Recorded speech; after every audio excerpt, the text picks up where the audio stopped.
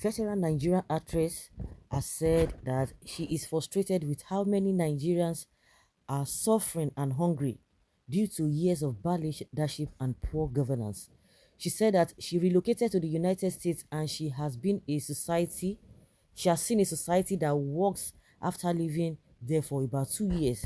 The movie star in a post on Instagram described as pure craziness many of the things Nigerians have been enduring and managing for decades, saying e go better, God will do it, it is well, oh, it is well. Those are the things you'll be hearing.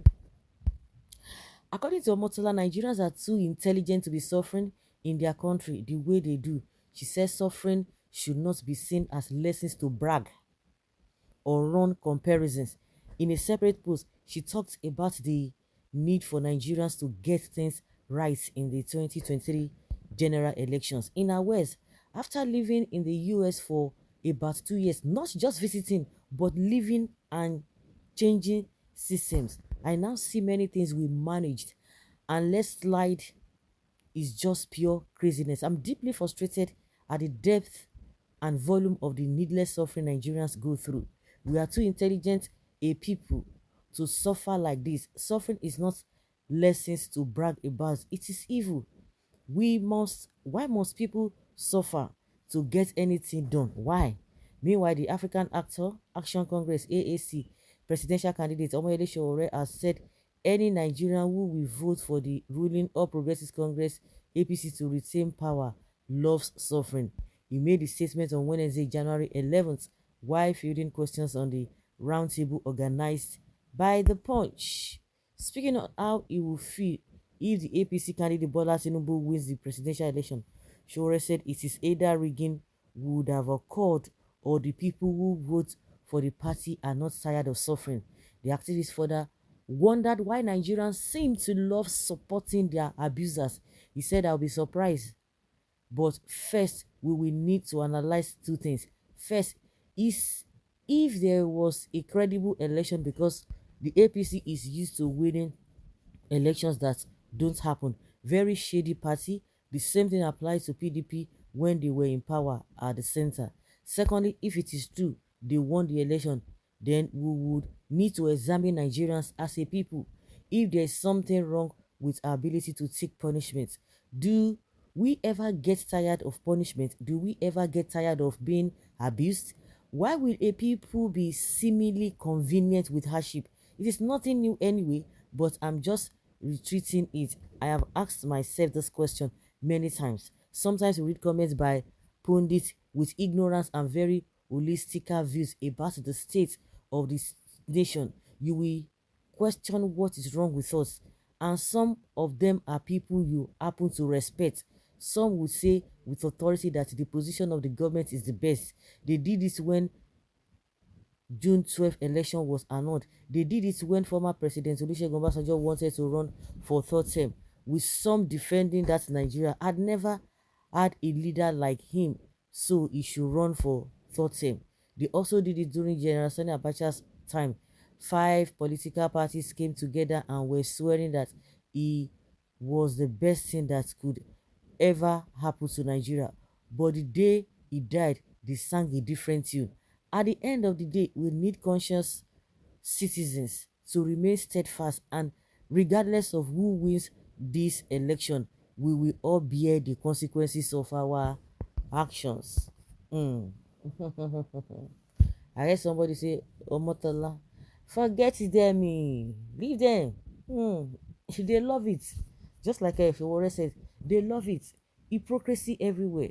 They will say one thing now, maybe because they want to benefit from it, or out of ignorance, or something is really wrong, or the poverty has really hitting their head. So everybody do things for yourself. Oh, no, as you go say do am. If you want to throw the line of a psycho fancy, the line of oh na my person, na my person. The way some people reason, you begin to wonder, are these guys normal? Everybody, survival of the fittest. Go and do what you know that is good for you, that is not illegal. You know how to better your life and that of your family. Just go about it.